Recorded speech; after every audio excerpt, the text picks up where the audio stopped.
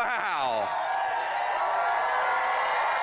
It is good to be in the great state of North Carolina. Thank you all.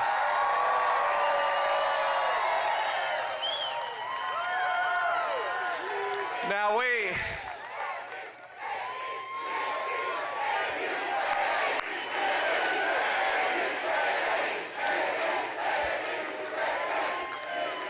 calm down, please, calm down. You guys put something crazy in the water here in North Carolina. Well, I have a message. In 75 days, we are going to take this country back. We're going to elect Donald J. Trump, and it's going to start right here with the great people of North Carolina. Now, I don't know if y'all saw, but today is the third day of the Democratic National Coronation. Excuse me, I said coronation, I meant convention. Sorry for the confusion, but you know, conventions normally are about nominating people who actually win elections. And Kamala Harris hasn't won a single vote for the Democratic Party, and yet they're going to make her nominee. Now, I watched it last night, and Democrats, they think they've cracked the code for how to appeal to normal Americans. Did you watch last night? Are they going to change their policy? No. But now, they're distributing camo hats with Kamala Harris's name on them.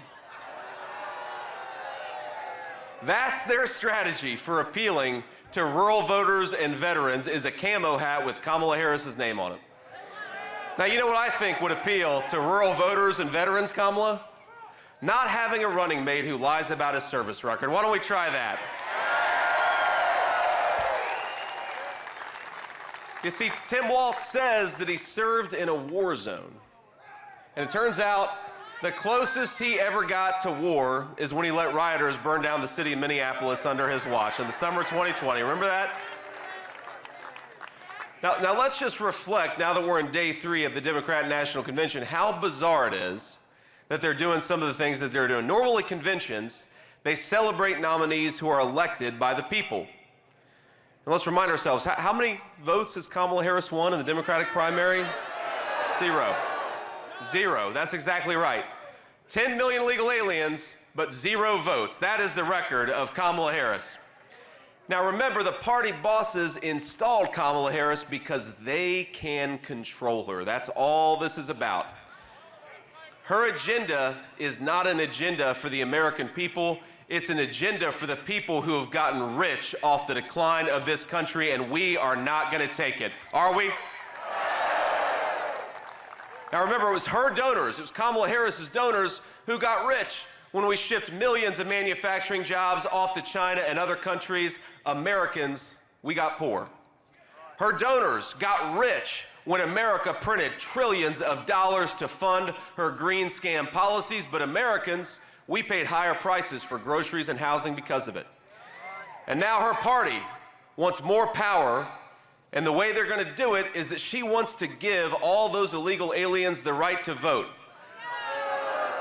But out here in the state of North Carolina, we believe the only people who get to vote in our elections are the people who have a right to be here, not illegal aliens, Kamala Harris. And this November, starting right here in the great state of North Carolina, we're going to send a message to the corrupt leaders of this country. We do not need a president selected by power brokers. We need a president for the people, and that's why we're going to send Donald J. Trump back to the White House.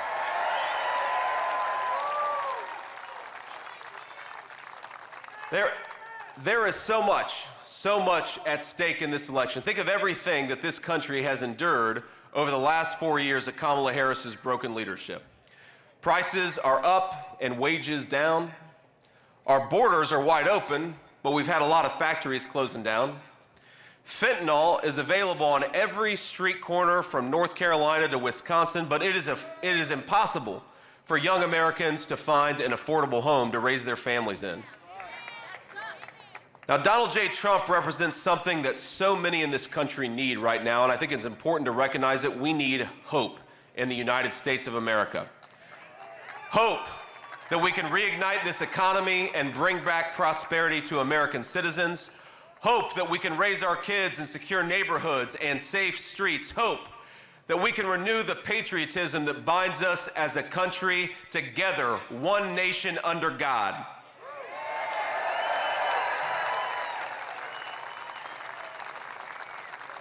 My friends, for a lot of us, for a lot of the people that we fight for, the American dream seems out of reach today, the most out of reach it's been in a generation.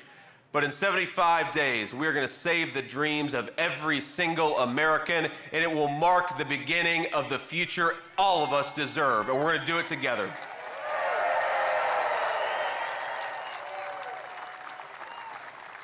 Now, we're here to talk about national security today, and saving the American dream, let's be honest, it starts with peace.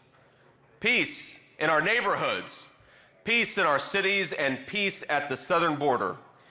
Lord willing, we bring back the leadership of Donald J. Trump, we're going to have peace all over the entire world. He did it once before, and I think he's going to do it again. Now, if we don't have safety for our families, if we don't have security for our country, we don't have anything. And I'm a firm believer that when we talk about national security starts right here at home, right here in the great state of North Carolina. And there's been no greater area where Kamala Harris has failed to deliver peace and national security than at the American southern border. It is a disgrace, my friends. I cannot believe how bad it is. Now, the media will lie to you and tell you that she was never the border czar. You heard that? Even though they all said she was the border czar for 3.5 years. And remember that as border czar, Kamala Harris has allowed a literal invasion of this country, more than 10 million illegal aliens, and she's refused to deport the people who are already here.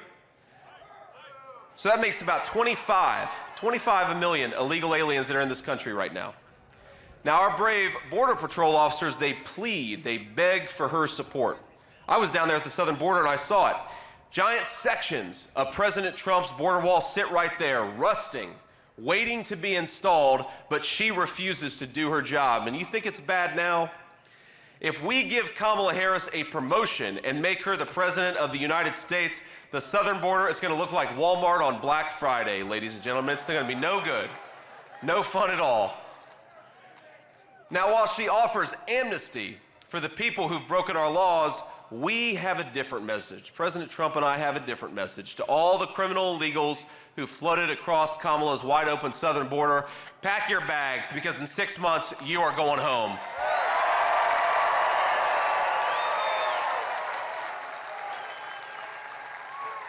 Now, just weeks ago, I actually visited the southern border, which means that I've visited the southern border more than our borders are Kamala Harris. I saw where little girls are trafficked by the drug cartels, some of the most vile people in the world taking advantage of innocent little children and making money off of them. I met a rancher who endured violent criminals raiding his land, just a rancher in Arizona trying to get by. And I see the desperation of families torn apart by the fentanyl and all the other poison the cartels are bringing into our country. Now, I know the hurt of that poison very personally. A lot of you know my story. I remember being a kid whose mom struggled with addiction. I remember waiting at the bedside of my mom, angry that she had taken something that she shouldn't have taken, but just praying, Lord Jesus, please let her wake up. Let her make it through this time. And we got to remember, my friends, because of Kamala Harris's border policies, way too many of our loved ones are not waking up.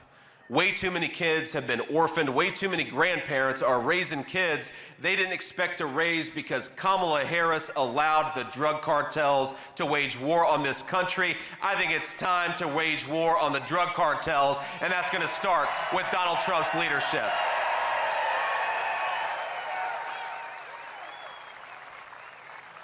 Now, the president's going to be here in just a few minutes, but I almost feel bad for him.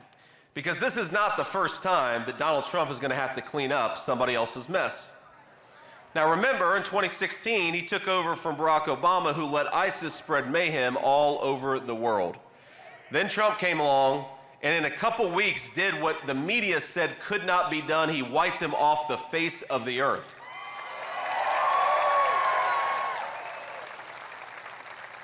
And remember, when we win this November, and it's going to start right here in North Carolina. I think the cartels are next. We're going to do just to them what Donald Trump did to ISIS.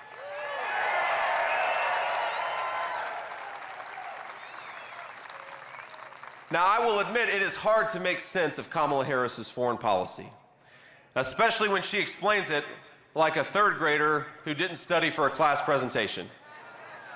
Have you ever seen Kamala talk about the Ukraine-Russia war? I'd recommend you go and see it, but wait until November, because you're going to lose about 20 IQ points when you watch Kamala Harris talk about Russia and Ukraine, and we need that over the next few months. We need you guys in top form, so don't watch it just yet. But she'll say, well, Ukraine is a country in Europe, and Russia is a country in Europe. And then you say, okay, well, what comes next, Kamala? And the answer is nothing comes next, because she doesn't know what the hell she's talking about.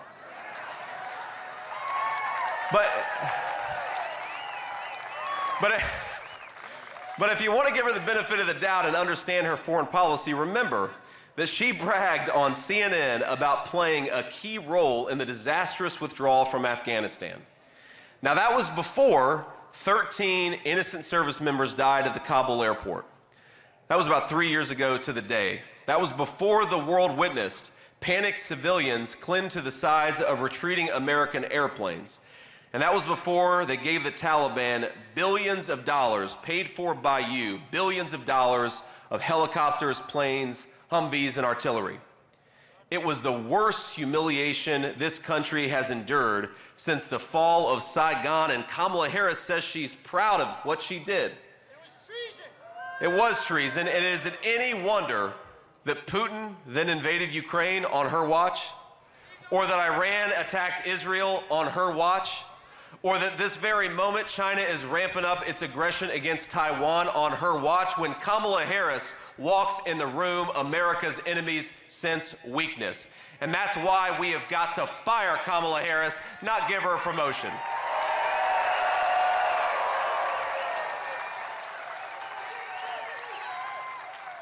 Now, she wants to represent America all over the world, but she's terrified to face a friendly media. Does anyone think that the person who runs from the friendly American press could stand up to Vladimir Putin or Kim Jong-un or Xi Jinping? Of course you couldn't. So if you believe that a strong America requires a strong leader, I've got a recommendation for you. Why don't we re-elect President Donald J. Trump?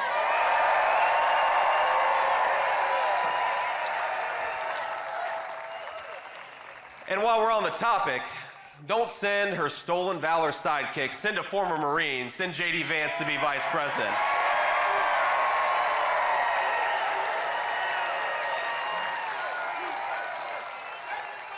We got some Marines out there. Semper Fi. Now, Kamala Harris, she gets really mad when I bring up the stolen valor of her running mate. But let me tell you why it matters. Every single person here understands why this matters. Here's the record on Tim Walz, the governor of Minnesota. He dropped out of the military and allowed his unit to go to Iraq without him. And he knew they were going to Iraq. He lied about it, but he knew they were going to Iraq. Even his chaplain called him a coward. And those of you who served in the military know the chaplain is the nicest person in the unit. If the chaplain is calling you a coward, you must have really screwed up. He claimed to carry a weapon in war, but you ask him, Tim, what war have you ever been in? And the answer is he's never been to a single war. He lied about it. He lied about his rank, and he stood in silence as Nancy Pelosi and a lot of journalists praised him for his service on an imaginary battlefield instead of correcting the record. What won't stolen valor Tim Walz fib about? In fact, I believe at his next speech, he's probably going to say he survived an assassination attempt in Pennsylvania. I think that's what Tim Walz is going to claim next time. Now look, we don't criticize, and this is where the media is dishonest here, we don't criticize Tim Walz for his years of service in the National Guard. We condemn him for lying about that service for political gain. It's disgraceful, and nobody should tolerate it. Now, Tim Walz needs to not only explain why he abandoned his Guard unit, he also needs to explain his bizarre love affair with China. Have you seen this? This guy's been to China more than the U.S. ambassador to China. He got married in China. He visited China over 30 times. He honeymooned in China.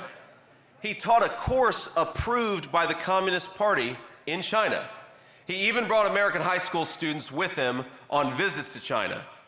Now I know, and we all know, that Kamala Harris wanted to outsource our factories and jobs to China, but I didn't expect her to outsource the selection of her running mate to China too. But here's the problem in choosing him for vice president. It's not just about Tim Walz, it's about Kamala Harris's terrible judgment. We do not need a president with terrible judgment. We need Donald J. Trump back in the White House. Nothing matters in national security and foreign policy more than judgment, because nobody knows what's going to happen. Nobody knows what crisis is going to erupt over the next 4 years. And I got to be honest with you, my entire adult life has been shaped by presidents who threw Americans into unwise wars and then failed to win them. And if we're being honest, it wasn't just Democrats, it was sometimes Republicans too. And what did Donald Trump do? He stood up to the chicken hawks. He bucked the foreign policy establishment. Even sometimes he resisted pressure from within his own party. In President Trump's 4 years in office, we had 0 new wars. We had peace all over the world when Donald J. Trump was president. In the Middle East, he brokered the Abraham Accords, brought stability, and created a long-term balance to Iran. In Europe, he pushed the Europeans to take more responsibility for their own defense so the United States would not have to pay for a bunch of freeloaders. We ought to focus on our own security, not subsidize European welfare. They can take care of themselves. And never forget, as much as the Democrats said that Donald Trump was somehow on the side of Russia, the only president of the last 20 years who had Russia not invade a neighbor was the presidency of Donald J. Trump. He kept Russia in check. He's the only president of our lives to do it. Under Kamala Harris, Putin invaded Ukraine. But under Donald Trump, Putin didn't do a damn thing, and that's because of strong leadership. People respected him. And that's, by the way, my friends, why we were able to defend our own border, is because Donald Trump didn't have us distracted by fighting wars that we had no business being involved in. We got to focus on our own border right here at home. That is the Donald Trump principle, and that's what we're going to bring back to the White House. It's funny, all these people said that he was going to start a nuclear war, but President Trump knew more about diplomacy than any president of the last 40 years. In Asia, he opened diplomatic talks with North Korea after a half-century of stagnation. And you remember when he went to North Korea, he met with Kim Jong-un, the leader of that country. And if you know anything about Kim Jong-un, well, how do I say this politely? Kim Jong-un doesn't miss a whole lot of meals, okay, my friends? And Trump stands there with the media and Kim Jong-un. You remember this? I'd encourage you to go look it up. And he brings the media in and he says, all right, everybody, take some photos of us, make us look nice, make us look skinny. And Kim Jong-un sat up like that. It means something to have a president who's not afraid to go into hostile territories, tell a few jokes, and actually engage in diplomacy. That preserves peace. While all these Democrats lied about Donald Trump being the candidate of nuclear war, Donald Trump is the person who prevented nuclear war. And if we're not careful, Kamala Harris is going to walk us right into nuclear war. We got to kick her out and not give her a promotion to President of the United States.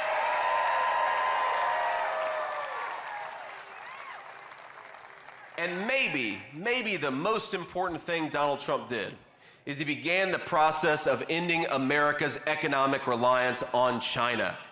The most important thing, because Donald Trump understands economic security is national security. The whole world knows that China doesn't have better workers than America, but they're willing to lie, cheat, and steal to win.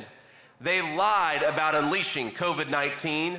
they cheat and they ignore trade rules, and they steal America's intellectual property. Now, Kamala Harris lets China get away with all of it, and China Tim helps her. Donald Trump isn't going to let China steal a damn thing. He's not going to let them steal our factories, not going to let them steal our jobs, not going to let them steal the American dream from American workers. Donald Trump will not allow America to be dependent on Chinese medicine for our children. That's a big thing. You know, so much of what we put into the bodies of our children is made in China. Doesn't make any sense. And Donald Trump will tell China that if they don't stop sending fentanyl into our city, there is gonna be hell to pay. No more of that crap. We need somebody who stands up for American workers. Now, the establishment loves to complain about President Trump's approach to diplomacy. They don't like the way that he talks. Have you seen this? Why is it that our leaders are so careful with their words but so reckless with their actions?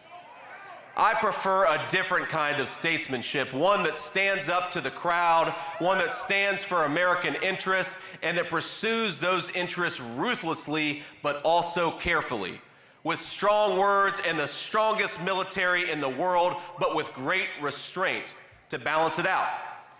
Donald Trump's presidency was the first disruption to the failed consensus and the terrible consequences that it wrought. So I say, let him whine about Donald Trump's tweets. Because let's be honest, folks, mean tweets and world peace has a pretty nice ring to it. I think we ought to bring it right back.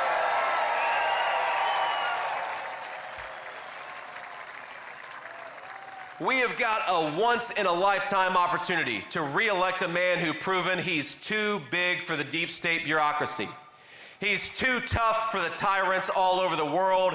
He was too strong even for an assassin's bullet.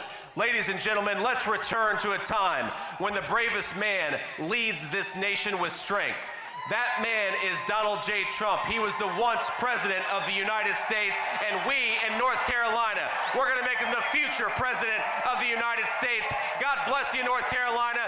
Thank you. Let's win this race. Let's do it together. God bless you all.